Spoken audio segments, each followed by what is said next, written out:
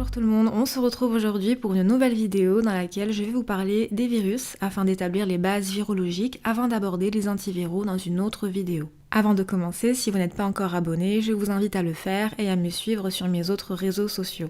Un virus est un agent infectieux de très petite taille qui nécessite une cellule hôte pour pouvoir se répliquer et survivre. Un virus se caractérise donc par son incapacité à se reproduire seul. Il dépend d'une cellule hôte qu'il doit infecter pour détourner et utiliser son métabolisme. Les virus peuvent infecter différents types d'organismes. Il existe des virus qui infectent des animaux ou encore des végétaux. Ceux qui infectent des bactéries s'appellent des bactériophages. Les virus sont composés d'une ou plusieurs molécules d'acide nucléique incluses dans une coque protéique appelée capside, voire d'une enveloppe lipidique. La capside protège le virus lorsqu'il est à l'extérieur d'une cellule hôte. Ce filament d'acide nucléique peut être de l'ADN ou de l'ARN. Il représente le génome viral, il peut être linéaire ou circulaire, simple ou double brin. On verra que cela va varier en fonction des différents virus qui existent et qu'ils permettent de les différencier. Comme je l'ai dit, les virus sont de très petite taille. Pour vous en rendre compte, on va les comparer. Les virus sont de l'ordre du nanomètre, ils peuvent mesurer en moyenne entre 10 et 400 nanomètres. Les bactéries, elles, sont plus grandes, elles sont de l'ordre du micromètre et mesurent en moyenne entre 0,5 et 5 micromètres. Les cellules animales mesurent environ 20 micromètres et les cellules végétales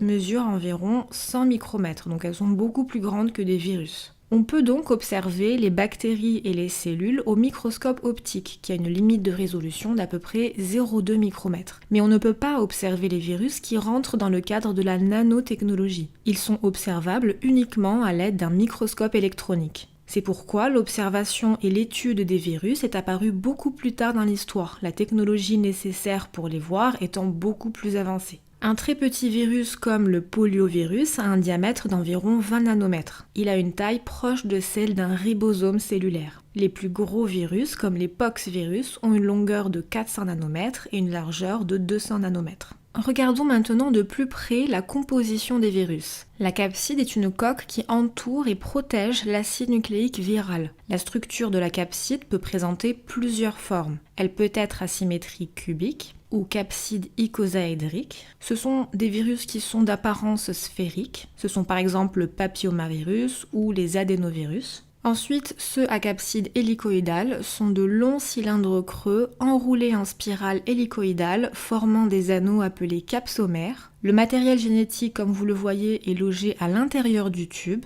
Le virus de la mosaïque du tabac est un exemple de virus hélicoïdal. La mosaïque étant une maladie que ce virus provoque dans les plantes de tabac. Ensuite, il y a les virus enveloppés. En effet, en plus de la capside, certains virus sont capables de s'entourer d'une structure membranaire empruntée à la cellule hôte. Cette enveloppe leur donne quelques avantages par rapport à ceux non enveloppés, comme la protection vis-à-vis d'enzymes ou encore de composés chimiques. Les virus enveloppés sont par contre plus fragiles dans l'environnement extérieur car ils sont sensibles aux détergents et à la dessiccation. Des exemples de virus enveloppés sont les virus de la grippe et le VIH. Les virus complexes, c'est par exemple le bactériophage T4 qui s'attaque à la bactérie Escherichia coli. Il possède une tête icosaédrique liée à une queue hélicoïdale à laquelle sont attachés des poils ou des fibres caudales. Les virus peuvent exister sous deux formes.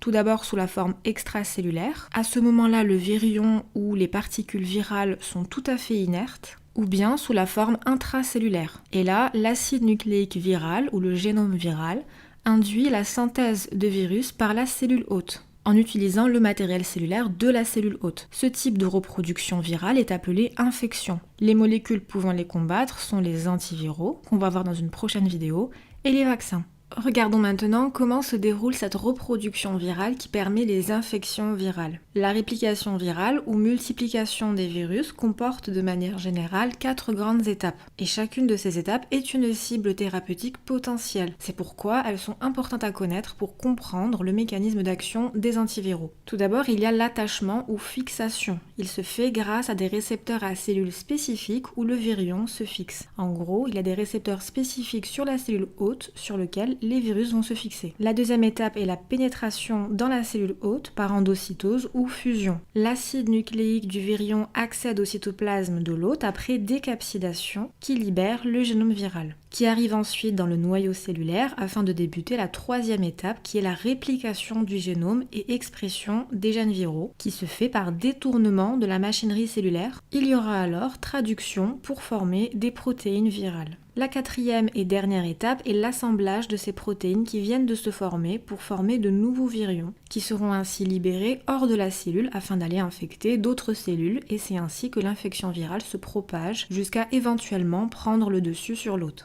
On comprend donc qu'un virus a besoin d'un hôte pour sa réplication. La classification des virus se fait en général en fonction du génome qu'ils contiennent. Les virus à ADN, tout d'abord, sont par exemple les adénovirus, qui provoquent des pharyngites, gastro-entérites ou encore des conjonctivites. Ce sont des virus à ADN double brin. D'ailleurs, la majorité des virus à ADN sont à double brin, tandis que ceux à ARN sont plutôt simple brin en général. Cet ADN est protégé par une capside icosaédrique et il est non enveloppé. Chaque virus aura donc, comme les adénovirus, des caractéristiques par rapport à leur ADN, la capside et l'enveloppe. Et cela permet de les différencier pour justement les identifier. Un autre exemple est le HSV, le virus de l'herpès simplex, responsable de l'herpès génital, labial et oculaire, mais aussi dans les cas les plus graves d'encéphalite herpétique, où le virus latent, qui veut dire dormant, va finir par se réveiller, s'activer et infecter le cerveau. Il y a également le HPV, qui est le papillomavirus, qui est souvent responsable de verrues, mais dans certains cas graves, il peut provoquer des cancers. Le virus Epstein-Barr, le cytomégalovirus. Le HBV, c'est le virus de l'hépatite B, qui est le seul des virus de l'hépatite à ADN. Un dernier exemple est le VZV, qui est le virus de la varicelle et du zona. Le zona survient lorsque le virus reste latent, c'est-à-dire dormant, jusqu'à ce qu'il réémerge sous forme de zona. Donc ce sont des exemples de virus à ADN les plus connus, mais bien évidemment, il en existe beaucoup plus. Ensuite, les virus à ARN. On avait l'hépatite B comme virus à ADN, et bien l'hépatite A, C et E sont des virus à ARN, qui touche également le foie.